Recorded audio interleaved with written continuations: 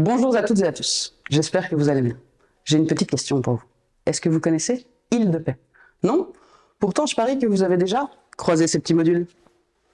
Île de Paix est une association belge créée en 1962 par Dominique Pire. Nous sommes actifs en Amérique latine et en Afrique. Dans 6 pays, nous soutenons, nous accompagnons des agriculteurs et des agricultrices dans leurs projets. En Belgique, nous sensibilisons les jeunes et les adultes aux conditions de vie des personnes avec lesquelles nous travaillons. Nous les informons aussi sur les enjeux liés à l'agriculture familiale durable et à l'alimentation responsable. Aujourd'hui, destination le Pérou.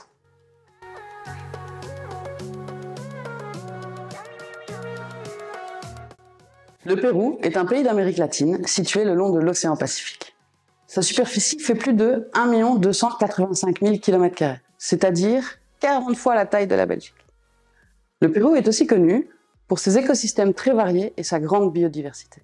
On y retrouve notamment cette fameuse cordillère des Andes, située entre l'océan Pacifique et les forêts de l'Amazonie. Tentons maintenant de voir un peu mieux à quoi peut ressembler le Pérou. Comme dans tout pays, nous y trouvons des zones rurales, c'est-à-dire les campagnes, et des zones urbaines, c'est-à-dire les villes. Mais voyons ça d'un peu plus près. Commençons par la capitale Lima, où vivent plus de 9 millions d'habitants. C'est à peu près un tiers de la population totale du pays. Si l'on va à Lima, on y trouvera tout ce qu'on a l'habitude de voir en Belgique. Des supermarchés, des immeubles, des cinémas, des voitures, des motos et par conséquent, des embouteillages. Mais il existe bien entendu des villes plus petites comme celle de Huánuco. C'est d'ailleurs là que se trouve le bureau d'Île de Paix au Pérou. Dans la région de Huánuco, nous accompagnons des agricultrices et des agriculteurs travaillant sur petite surface.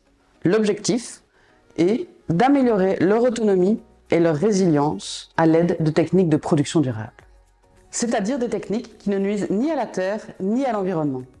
Ils peuvent ensuite vendre leurs produits sur des marchés locaux. Ces agricultrices et ces agriculteurs sont donc en route vers un nouveau modèle agricole.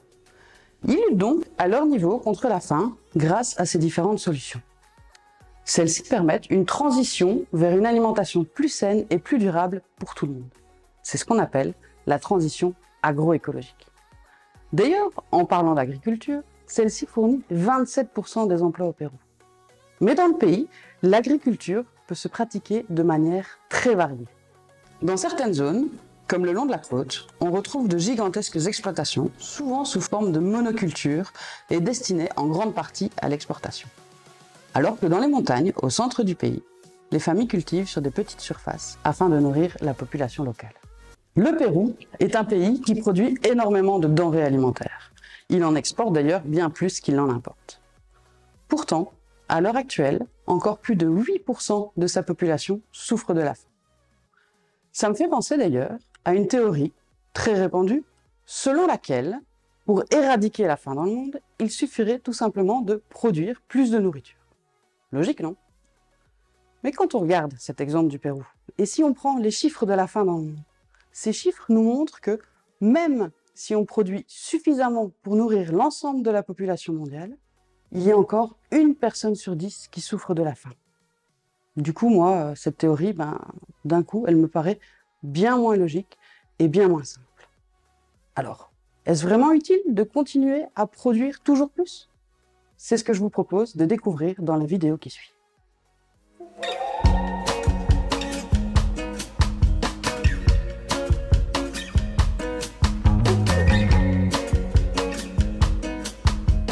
On dit qu'il faut produire plus pour nourrir tout le monde.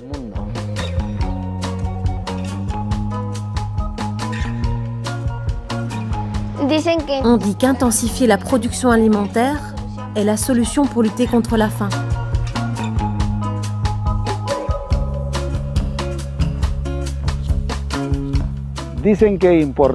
On dit qu'importer les aliments d'autres pays est plus rentable que de les produire nous-mêmes ici. On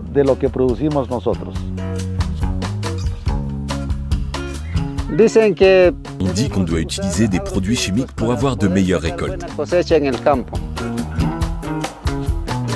Toutes ces choses-là, vous pensez que c'est vrai?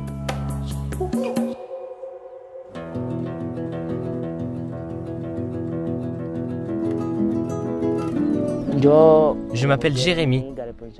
J'ai 15 ans. Je vis dans un village rural dans la commune de Gasgo du département de Huánuco. Mon village se trouve à une altitude de 3500 mètres au-dessus du niveau de la mer. C'est une altitude élevée.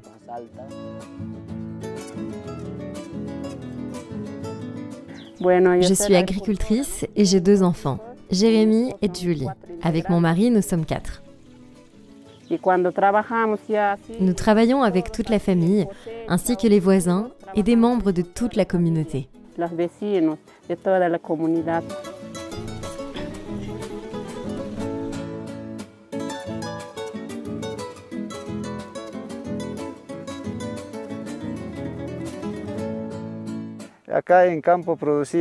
Ici, à la campagne, nous produisons des tubercules andins, comme l'oca, l'oluco, la machua, des pommes de terre natives. Nous produisons également des céréales, des haricots, du blé, de l'orge et du quinoa dans différentes variétés.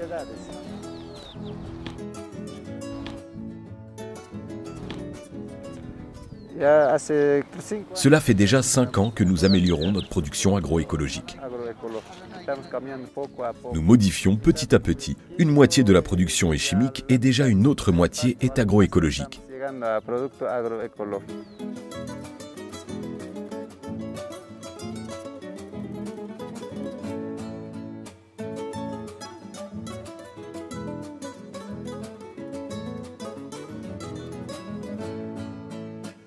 Au Pérou, des sommets andins aux vastes plaines côtières, l'agriculture se déploie sous des formes très différentes. Si dans le centre du pays, l'agriculture se pratique sur des petites surfaces, on peut voir en descendant des montagnes et s'étendant jusqu'à la côte péruvienne, de vastes exploitations agricoles. Ce sont des centaines d'hectares qui sont dédiés à la production intensive d'aliments tels que les avocats, les fraises, les asperges et bien d'autres. Ces produits sont spécialement cultivés pour être exportés et arriver dans nos supermarchés par exemple. Le type d'agriculture que la politique nationale soutient aujourd'hui est principalement axé sur l'agriculture conventionnelle. Sur l'agriculture dépendante des intrants, des pesticides, des engrais. Sur les monocultures qui homogénéisent les systèmes de production. Ce qui n'est absolument pas durable et nous préoccupe beaucoup en tant que consommateurs. Certains pensent que pour pouvoir nourrir toute la population, il est nécessaire de produire plus de nourriture. Or, pour augmenter le volume des récoltes, les agriculteurs et agricultrices vont se tourner vers la monoculture, c'est-à-dire ne faire pousser qu'une seule et unique sorte de culture. Pour y arriver, toute une série de produits chimiques sont nécessaires ainsi que beaucoup d'eau. Cela a pour conséquence d'appauvrir les sols et d'entraîner une perte de biodiversité. Certaines personnes produisent de la nourriture contenant beaucoup de produits chimiques afin de gagner beaucoup d'argent en les vendant aux gens. Mais elles ne se rendent pas compte qu'elles nuisent à la société avec ces substances chimiques. C'est pourquoi de nombreuses personnes souffrent de maladies sans se rendre compte de ce qu'elles font. Les produits chimiques défertilisent. Ils rendent le sol infertile. C'est comme si l'on tuait ses propres frères. En ce qui concerne la qualité par rapport à la quantité, je pense qu'aujourd'hui, la chose la plus importante est la qualité. Et nous devons changer le concept de qualité depuis longtemps. Le concept de qualité a été étroitement lié à l'apparence du produit, à sa forme. Je pense que ces concepts sont en train de changer et que nous devons désormais considérer que la qualité doit être liée au contenu du produit. Que contient-il? Comment a-t-il été produit? Quels sont les risques qu'il présente? C'est très important aujourd'hui pour comprendre le concept de qualité. Car si nous continuons avec les paramètres de la qualité, comme on nous l'a toujours dit, nous continuerons à nous laisser guider par les apparences et non par le contenu des aliments que nous consommons.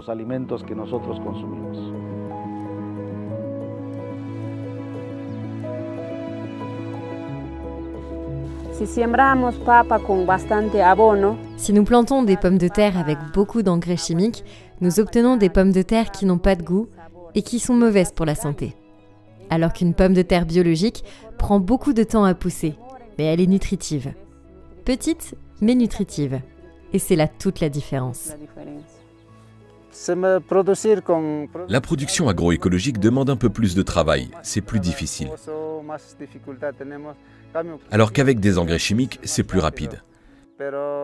Mais de toute façon, nous devons changer, parce qu'avec les produits chimiques, nous nous faisons du mal à nous-mêmes, mais aussi et surtout à ceux en ville qui consomment.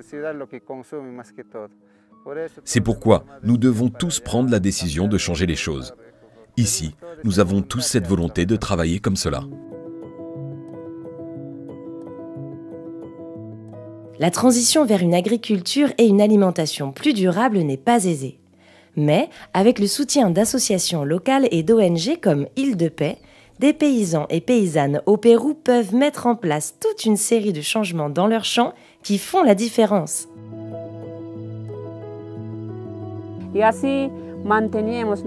C'est ainsi que nous conservons notre sol.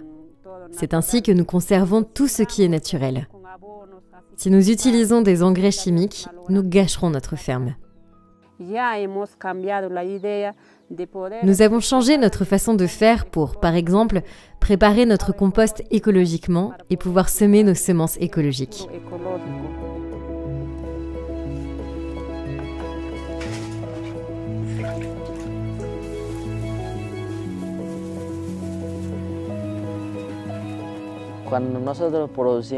Lorsque nous produisons des produits biologiques, agroécologiques, c'est bon pour tout le monde, parce que cela ne nous fait pas de mal.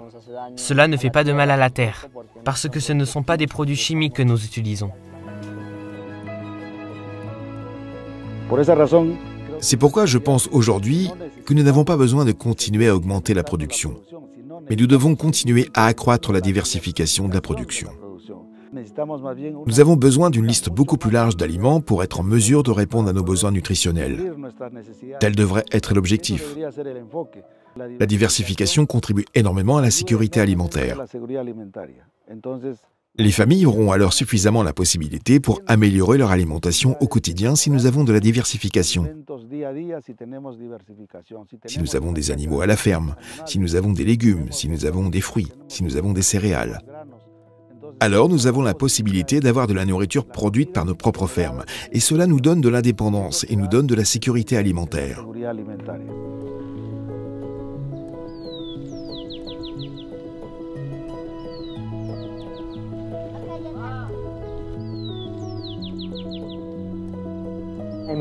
Dans mon jardin potager, nous avons une variété d'herbes aromatiques. Ici, nous avons le fenouil, la mélisse et ici la camomille. Et comme légumes, nous avons l'oignon, l'origan, le chou frisé. Et sur la partie supérieure, où vous pouvez à peine les voir, il y a des fraises. Et dans cette partie, il y a des fleurs de différentes variétés sur toute la partie là-bas.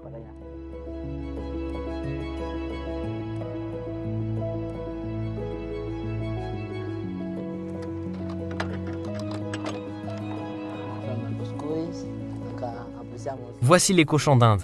On peut voir qu'ils ont des couleurs différentes. Ils sont déjà en train de manger.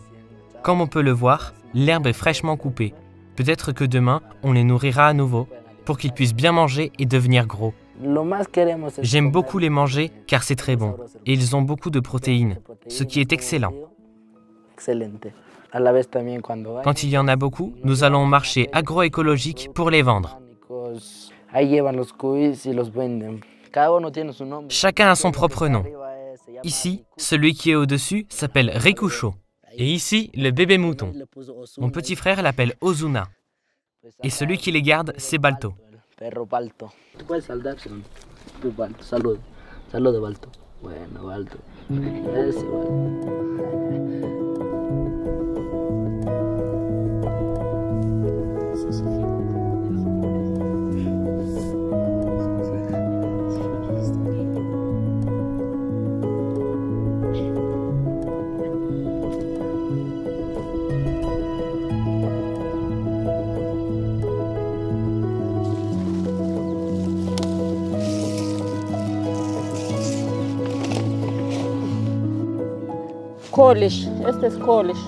Ça, c'est du chou frisé.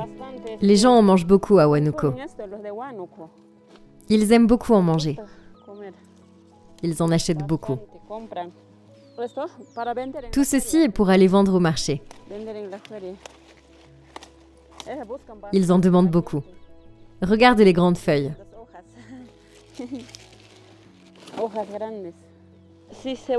Ici, c'est de la ciboule. Au marché, je vends 3 carottes pour un sol. Un sol vaut 3 carottes. C'est l'origan qu'il faut pour n'importe quelle soupe. Le locro ou le bouillon d'agneau. C'est très savoureux. Beaucoup de gens en achètent. Je pars d'ici à 4 heures du matin pour arriver au marché à 6 heures. Il faut que je sois à Huánuco au plus tard à 6h30, 7 heures. À cette heure-là, les gens attendent déjà. Demain, à cette heure-ci, ils seront déjà en train de faire leurs courses.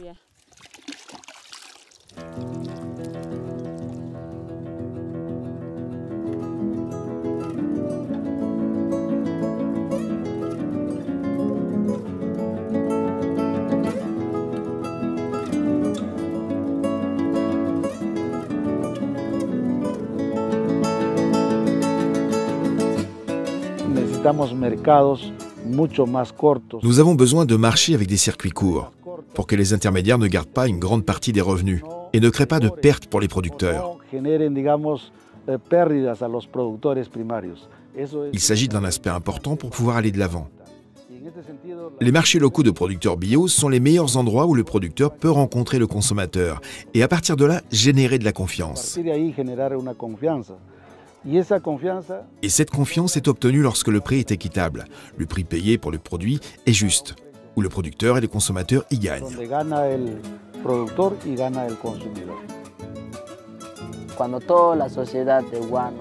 Lorsque toute la société de Huánuco ou du Pérou consomme un produit local qui n'est plus importé d'autres pays, elle prend soin de la planète parce qu'il n'y aurait plus beaucoup de bateaux et d'avions qui amènent des produits d'autres pays, d'autres continents. Avec les produits locaux, nous savons comment ils sont produits, comment ils viennent, d'où ils viennent. C'est donc mieux de consommer localement car l'économie du pays s'en trouve également stimulée.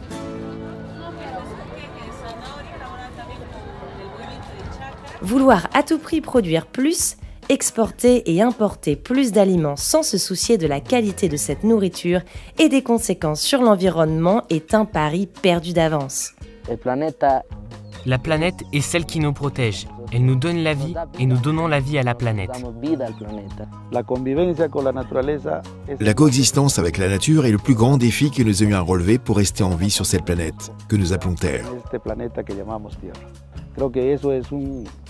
Je pense que c'est notre devoir en tant que citoyens. C'est un rôle qui nous incombe. Et ne pas le faire signifie simplement renoncer au droit à une vie saine.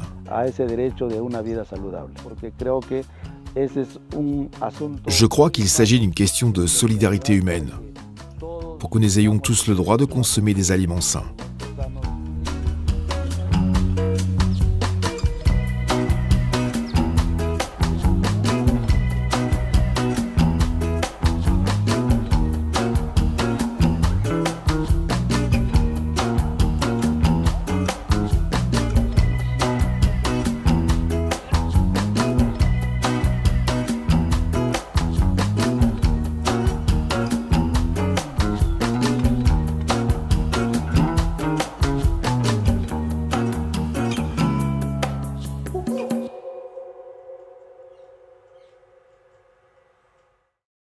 Revenons maintenant sur la question posée juste avant le reportage. Faut-il toujours produire plus pour nourrir plus? Nous avons pu voir que si l'on souhaite produire plus, il est généralement nécessaire de passer par la monoculture, c'est-à-dire ne faire pousser qu'une seule et unique sorte de plante sur le champ. Pour que cela fonctionne, il est généralement indispensable d'utiliser de nombreux produits chimiques ainsi que beaucoup d'eau. Or, les conséquences sont clairement néfastes pour l'environnement et pour les êtres humains. La preuve en est, par exemple, l'appauvrissement des sols et une perte importante de biodiversité. Mais comment faire alors pour réussir à nourrir l'ensemble de la population sans détruire la terre qui nous abrite? Eh bien, la solution pourrait bien se trouver dans cette fameuse transition agroécologique. Mais pour que cela fonctionne, il est indispensable que cette transition ait lieu à différents niveaux. Alors bien sûr, il est important d'utiliser des techniques agricoles qui permettent de préserver, voire de régénérer l'environnement, comme par exemple la diversification des cultures, l'association avec l'élevage, ou encore l'utilisation de compost, c'est-à-dire d'engrais faits maison. Mais le changement doit aussi avoir lieu au niveau de la commercialisation. Si on prend comme exemple le Pérou, son modèle économique est basé sur l'exportation de denrées alimentaires, destinées à nos supermarchés à nous, plutôt qu'à la population péruvienne en elle-même. Alors que une vente en circuit court et de manière locale serait clairement plus durable. Car d'une part, ça réduit le besoin en transport. Et d'autre part, ça offre un revenu juste aux agricultrices et agriculteurs, tout en recréant un lien et une confiance mutuelle entre les personnes qui produisent et celles qui consomment. Un dernier point important, soulevé par Luis, est celui de la qualité. Souvent, on estime qu'un produit est de qualité car il a une belle couleur, une belle forme, en somme parce que son aspect nous plaît. Pourtant, quand on y réfléchit, est-ce que la qualité d'un produit n'est pas plutôt liée à son contenu qu'à son aspect? Une petite pomme de terre produite de manière durable sera très certainement meilleure pour ma santé et pour l'environnement qu'une grosse patate produite en monoculture à l'aide d'engrais chimiques et de pesticides. En conclusion, vouloir toujours continuer à produire plus, à importer, exporter plus d'aliments, sans se soucier de la qualité de cette nourriture et de l'impact que cela peut avoir sur notre environnement, est un pari perdu d'avance. Il faut trouver d'autres solutions. Et c'est justement ce qu'Île-de-Paix fait au Pérou et dans les autres pays. Notre travail, c'est de soutenir des projets d'agriculture durable. Mais c'est aussi de mettre en réseau des entreprises, de mobiliser les autorités locales et de sensibiliser les citoyens. Tout cela afin de faciliter une transition agroécologique favorable pour tout le monde. Réussir à nourrir le monde tout en vivant en harmonie avec la nature est un de nos plus grands défis. Et c'est là que notre devoir de citoyennes et de citoyens importe. Rappelons-nous que notre pouvoir de choix et d'action a un impact immense sur la planète, les habitants qui y vivent et les générations futures. Cultivons ensemble une solidarité humaine qui permette à chacun et chacune d'accéder à une nourriture saine et suffisante. Et toi, que vas-tu faire pour soutenir les agricultrices et les agriculteurs au Pérou et ailleurs dans le monde ?